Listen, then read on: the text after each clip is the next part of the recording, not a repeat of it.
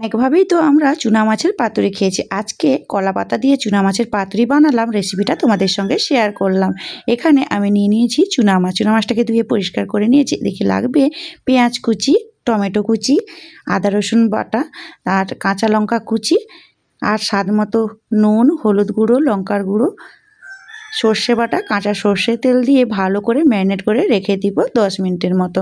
এদিকে ততক্ষণে আমি রান্নাটা বসাবো একটা মাটির পাত্রে, তাই জন্য মাটির একটা পাত্রে নিয়ে নিয়েছি। ভালো করে কিন্তু ম্যারিনেট করতে হবে। তো মাটির একটা হাঁড়ি নিয়েছি, সেই হাঁড়ির মধ্যে একটা কলা পাতা নিয়ে এইভাবে রেখে দিলাম।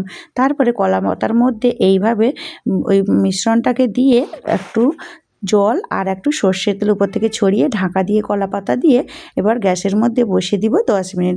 ব্যাস 10 মিনিট পরে ফিরে এসেছি। এখন কিন্তু আমার কলা পাতা দিয়ে চুনা মাছের পাতুরি একদম রেডি।